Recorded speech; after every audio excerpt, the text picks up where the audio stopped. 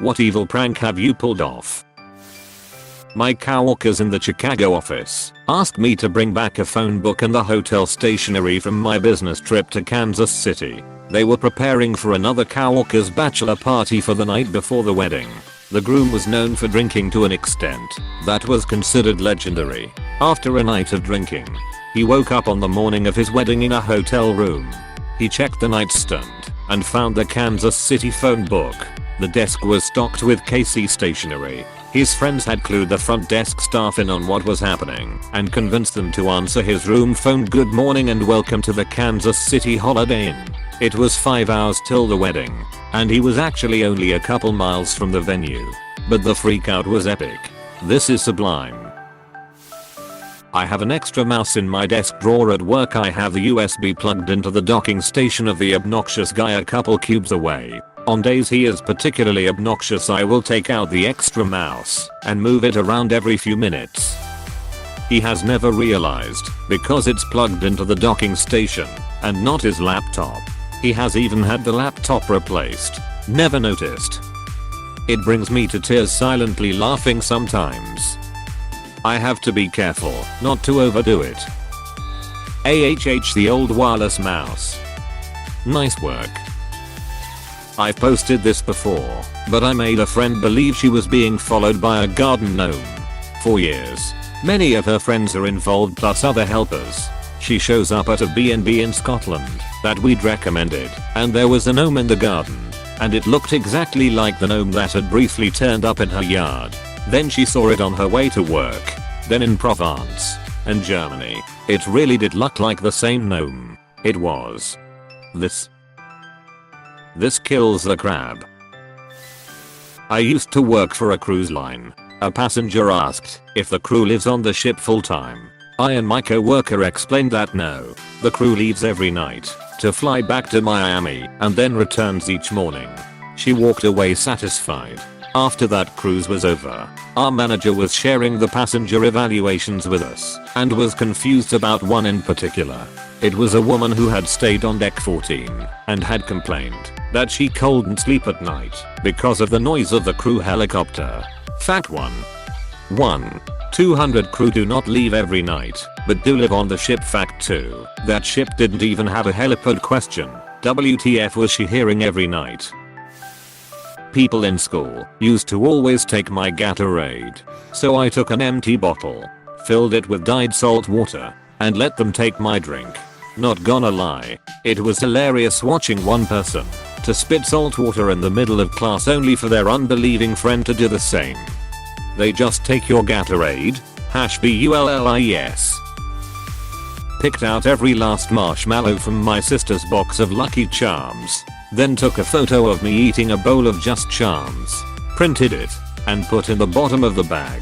I then sealed the bag back up, hot glued the box, and back in the pantry it went.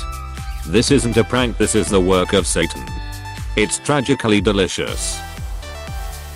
I lived in Korea for a bit. When my mom came to visit, I told my Korean girlfriend it was an American custom to greet older women by touching elbows. I told my mom the same story about Korean customs. It was a thing of beauty. They were not pleased. In India we touch the feet of our elders to get their blessings. I wonder if someone is pranking us since the last 5,000 years. That cheeky Mathurdika. If Hindus reincarnate, chances are he pranked himself.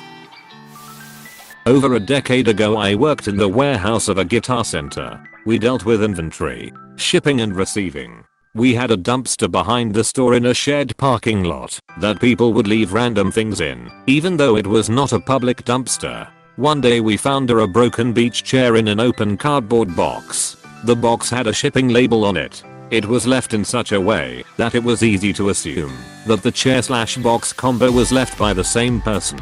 We packed the beach chair in another box and shipped it back to the customer. I wish I was there to see the person's face when they received their trash back via UPS. Haha, I did something similar, but nowhere near this epic. There is a used bookstore that I go to sometimes. This bookstore sells used postcards. I bought a few that had been previously sent 20 to 30 years prior. I then slapped a fresh stamp on them and tossed them into the mailbox. I wish I could have seen the people's reaction when they showed up. It's all fun and games until you get a postcard from someone who's been dead for a decade and you freak the duck out.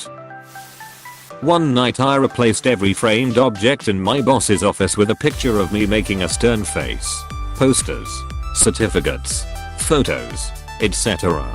Took like 3 hours because he had like 30 framed things in his office. The next day I made sure I was out doing field work to make him sit with it most of the day. He had a lot of foot traffic to look at his office that day. I worked in an office that had 4 offices with shared partitions that had glass at the top. My neighbor wasn't the most observant person and kind of a dick. So I started printing random pictures like Nicolas Cage and setting them on my side of the office facing into his. He never noticed. It got to the point where everyone else in the office would check what photo I had set that week, but he never caught on. He knew. He just pulled a Stanley and collected his paycheck. My mum's laptop wallpaper was a picture of her granddaughter. I copied the picture 100 times and made her wallpaper a slideshow of the same picture over and over again. So the file would change but nothing would change visibly on the monitor. The pictures would change every 10 seconds. On one of the images I painted a tiny little curly mustache on her. So randomly for 10 seconds my niece would have a mustache. My mum thought she was either losing her mind or had a computer virus, and every time the mustache popped up, it was gone by the time she tried to show anyone. I did something similar to a college friend. I replaced a single system sound file, the click for the mouse, with a 5-minute version. It started off identical, followed by 4 minutes and 50 seconds of silence. But at the end, it had me screaming. Now if another system sound would play, it stopped playing the previous sound. So he would use his computer, and then when he would walk away, it might scream 5 minutes later. This is incredible. I'm trying really hard not to burst out laughing and wake up my girlfriend. You have to tell us what happened. Did he twig the first time it happened and come straight to you? I remember it like it was yesterday. At summer camp my cabin's leaders found a little snake that wasn't doing so well, so they decided to put it in an old terrarium in our cabin.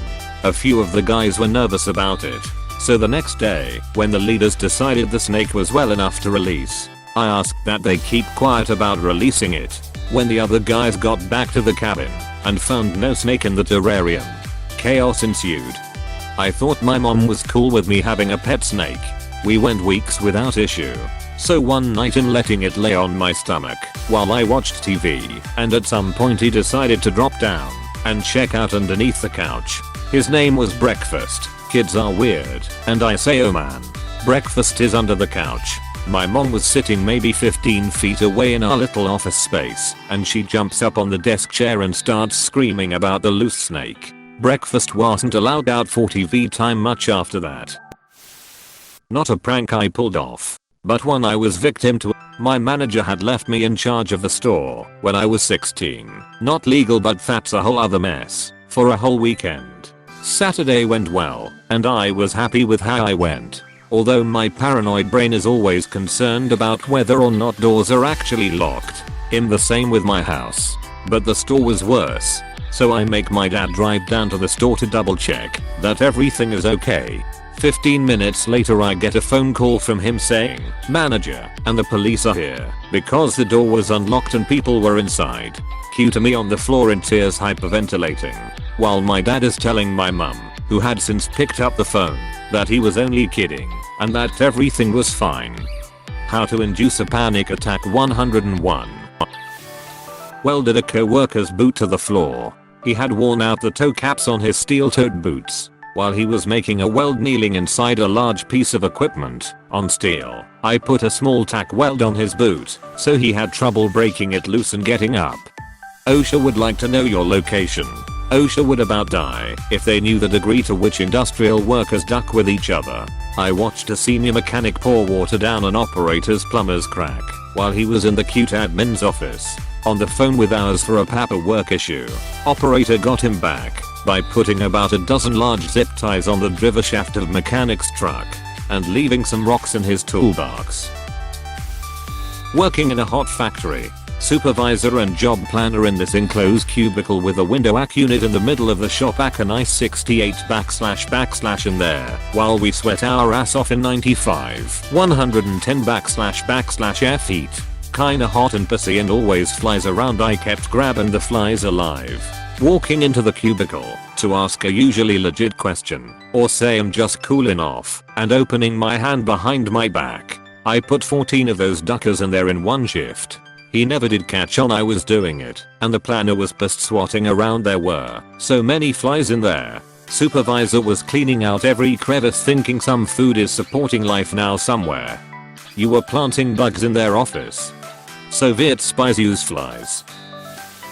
Bought a new TV after saving up for a couple months. Next day I played a video on the TV to make it look like it fell and was broken / cracked. And my housemates all individually fell for it. Delighted with myself. Hey, thanks for watching and don't forget to subscribe.